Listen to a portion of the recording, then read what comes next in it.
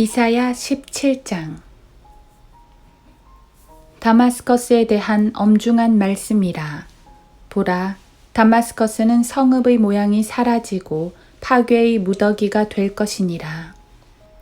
아로엘이 성읍들이 버려져 양떼를 위한 곳이 되어 그들이 누울 것이나 그들을 놀라게 할 자가 아무도 없으리라. 요새도 에프라임으로부터 사라질 것이요 왕국도 다마스커스로부터 사라질 것이며 시리아의 남은 자들도 사라져서 이스라엘 자손의 영광같이 될 것이라. 만군의 주가 말하노라. 그날에 야곱의 영광이 약해지고 그의 살찐 육체가 야위리니 그것은 마치 추수꾼이 곡식을 거두어서 자기 손으로 이삭들을 따는 것과 같으며 르파임 골짜기에서 이삭을 줍는 자와 같으리라. 그래도 거기에는 아직 주울 만한 포도들이 남아있으리니 마치 올리브나무를 흔들 때 가장 높은 큰 가지의 꼭대기에 두세 개의 열매가 남은 것 같고 가장 많이 열린 가지에 너댓개 남은 것과 같으리라. 이스라엘의 주 하나님이 말하노라.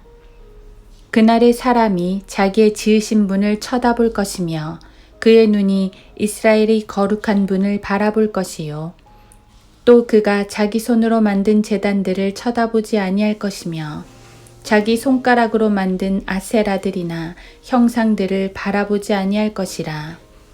그날에 그의 견고한 성읍들이 마치 이스라엘 자손들 때문에 그들이 남겨둔 버려진 큰 가지와 가장 높은 가지와 같으리니 거기에 황폐함이 있으리라.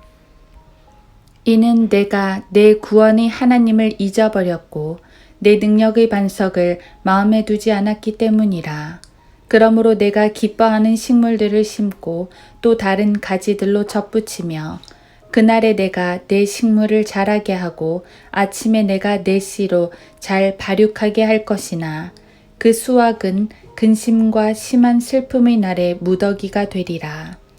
마치 바다소리처럼 소리를 내는 많은 백성의 무리와 거대한 물결의 쇄도함 같이 밀려드는 민족들의 쇄도함에 화 있으리라. 민족들이 큰 물결의 쇄도함 같이 밀려들 것이나 하나님께서 그들을 책망하시어 그들이 멀리 도망하리니 마치 바람 앞에 있는 산들의 쭉정이 같이 회오리 바람 앞에 돌아가는 물건처럼 날아가리라. 보라, 저녁 때에 두려움을 당하고 아침이 되기 전에 그가 없어지리라. 이것이 우리를 약탈한 자들의 분깃이요 우리를 강탈한 자들의 몫이니라.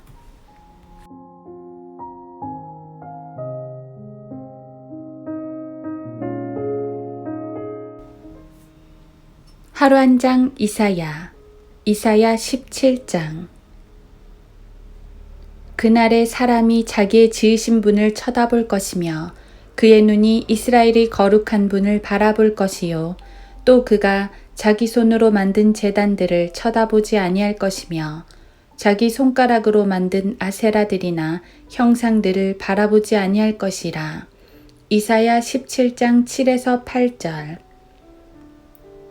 선지자들의 일관된 메시지는 우상을 버리고 하나님께로 돌아오라는 것입니다. 모든 선지자들이 그것을 외쳤고 그것은 하나님의 가장 기본적인 뜻이었습니다. 하나님은 홀로 창조주시고 홀로 역사의 주관자이십니다. 홀로 이스라엘을 이끄셨고 그래서 이스라엘은 하나님만을 섬기도록 선택되었습니다. 하지만 그들이 하나님만을 섬긴 게 언제인지요. 성경을 통해 이스라엘의 역사를 보건대 그들이 우상을 숭배하지 않는 시기는 거의 없습니다. 몇몇 선한 왕들이 있어 우상을 타파한 적도 있었지만 그 백성은 곧 다시 우상 숭배에 빠져들고 맙니다. 그러니까 아세라들이나 형상들을 바라보지 않는다는 저 말씀은 너무나 당연한 일이어야 하지만 실제로는 매우 어려운 일이었던 것입니다. 이스라엘이 우상을 숭배했다는 말은 하나님을 아예 안 믿고 우상만 믿었다는 말이 아닙니다. 대부분의 경우 그들은 하나님을 섬기면서 동시에 우상을 숭배했습니다. 명절이나 안식일에는 형식적으로 하나님께 나아갔지만 나머지 모든 삶들은 우상들에게 이끌렸습니다. 그들에게 하나님은 수많은 신들 중 하나였을 뿐이지요. 하나님은 그것을 매우 싫어하셨습니다. 하나님은 백성들이 하나님을 섬기는 걸 원하시는 게 아니라 우상들을 버리고 하나님을 섬기는 걸 원하십니다. 하나님은 홀로 높임을 받으시는 분이시기 때문입니다. 성도들도 하나님을 섬긴다고 하면서 그 마음속에 우상들을 품게 되면 그건 엄밀히 말해 하나님을 섬기는 게 아닙니다. 우상이라는 게 꼭 돌부처 따위만 말하는 게 아닙니다. 하나님 대신 의지하는 모든 것이 우상입니다. 이사야 17장은 다마스커스, 다마색, 즉 시리아에 대한 심판의 메시지입니다. 시리아는 이스라엘 북쪽에 위치하여 항상 이스라엘을 대적하는 세력이었습니다. 본문 말씀은 하나님께서 시리아를 멸시하며 이스라엘에게 심판과 승리를 가져오신다는 예언입니다. 이스라엘은 이방인들에게 압박을 받으면서도 항상 이방인들을 동경하고 이방의 우상들을 추구했습니다. 그런데 하나님께서 이방인들과 그 이방의 영광들을 무너뜨리신답니다. 그때 이스라엘은 주 하나님만이 홀로 위대하심을 깨닫게 된다는 말씀입니다.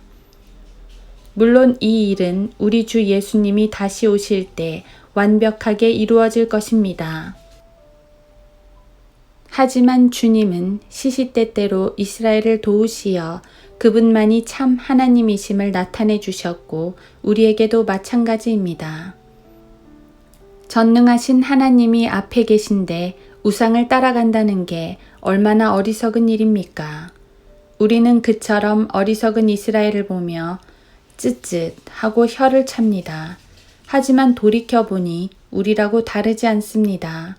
우리를 창조하시고 구속하신 하나님께서 우리 안에 계신데 우리는 때때로 그분을 의지하지 않습니다. 하나님을 의지하지 않는다는 건 내 힘, 내 지혜, 사람들 혹은 재물 혹은 세상을 의지한다는 것입니다. 하나님을 믿는다고 하면서도 하나님 외의 다른 것들을 추구하고 의지한다면 그것이 곧 우상입니다. 그런 우상들을 버리고 주님 앞에 온전히 복종해야 합니다. 주님의 다스리심을 온전히 받아야 합니다. 하나님께서는 바로 그것을 원하십니다.